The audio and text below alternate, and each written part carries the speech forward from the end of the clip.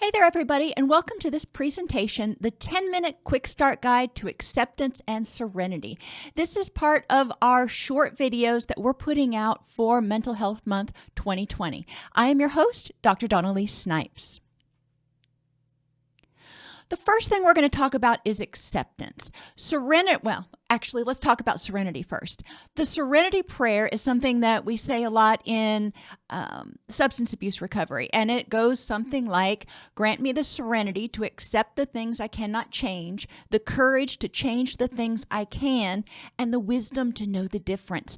So in order to find serenity, in order to find that mental place where we can be serene or content, we have to first start with acceptance.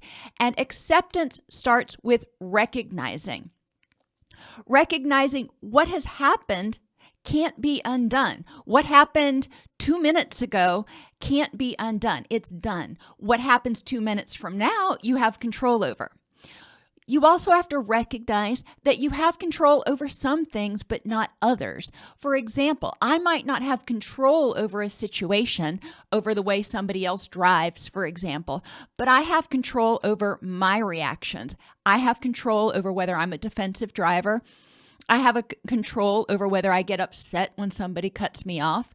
I have control over my emotional and behavioral reactions in that situation.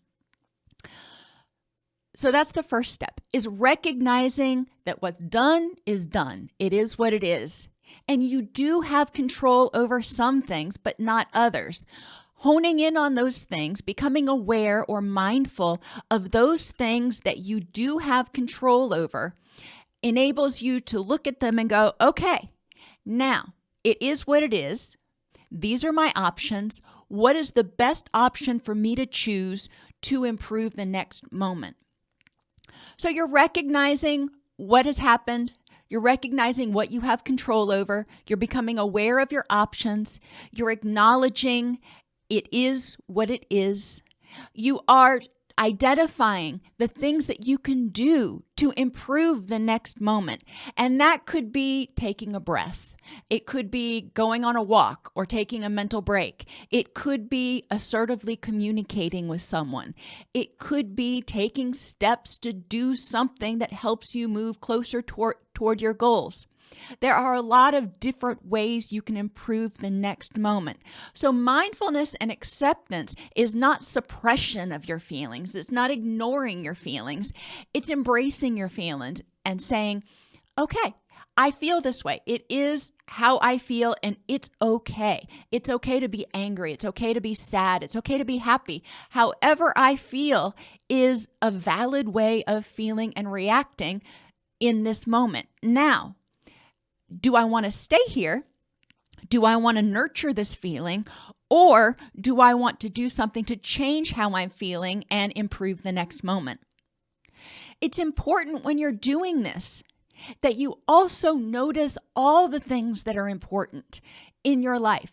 You can have one thing go wrong, but you may have 7 other aspects of your life that are going great.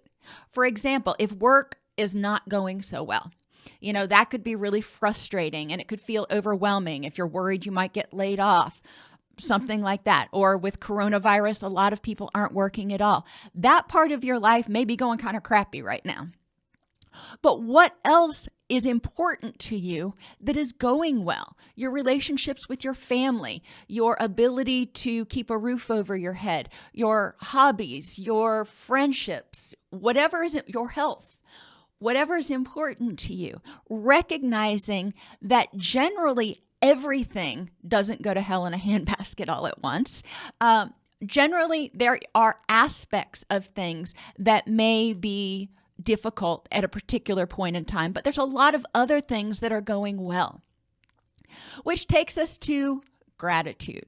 It is a whole lot easier to accept distress when we embrace an attitude of gratitude, recognizing that in life, things are not always going to go our way. Things are not always going to be perfect.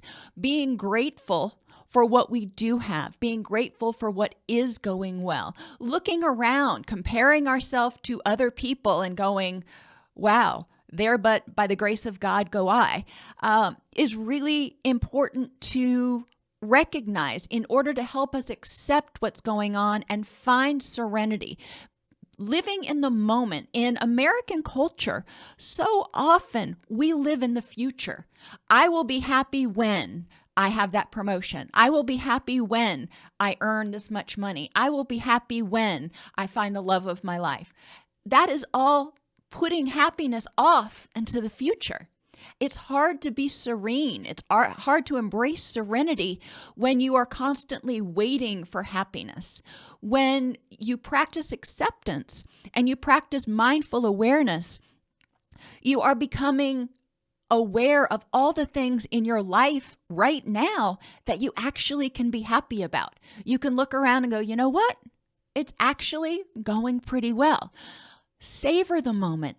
Live in the moment. You don't want to get 6 months down the road and look back and go, wow, I missed so much. You want to be able to go, wow, I'm glad I was able to be there and present in that moment at that point in time.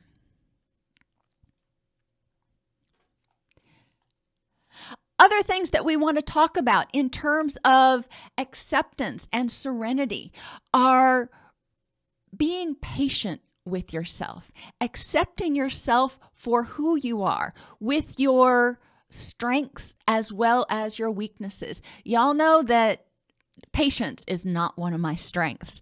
Recognizing that and being okay with that is really important for me to feel serene. In order for me to have serenity, I am accepting the things I cannot change. And that is hard for me because I'm a control freak. I will admit, when something happens that I have no control over, it's important for me to stop and take a breath and sometimes use some distress tolerance activities in order to allow myself to calm down so I can get into my wise mind, in order to figure out what are my options.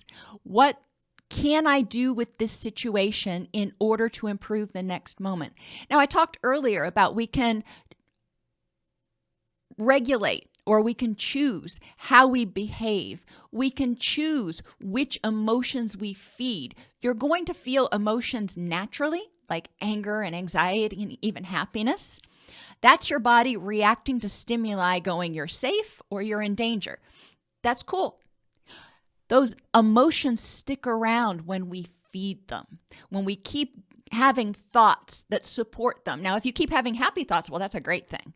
But if you keep having thoughts that stir up that anger and keep that pot stirred up, then you're going to have difficulty with acceptance. And it's important to recognize what things are going on in your life that are truly important in your life. Some things are going to irritate you, but they really have no major bearing on whether you're able to achieve your goals in life. Let those things go. If the, property assessor raises your property taxes, for example, that may not be something you have control over. Do you want to pay an extra however much every year on your property taxes? Probably not. Is this something worth burning up a bunch of energy about? Is this something getting all upset about and grumpy and ruining your day and keeping you from spending quality time with your children, with your family, with your pets, whomever? Is it worth it? And those are questions we have to ask ourselves. Is my emotional or behavioral reaction to this situation helping me get closer to the things that are important in my life? I hope that was helpful. That was just, a little taste of a different tool that you can use in order to deal with distress and in order to increase your level of happiness, increase your level of joy in life.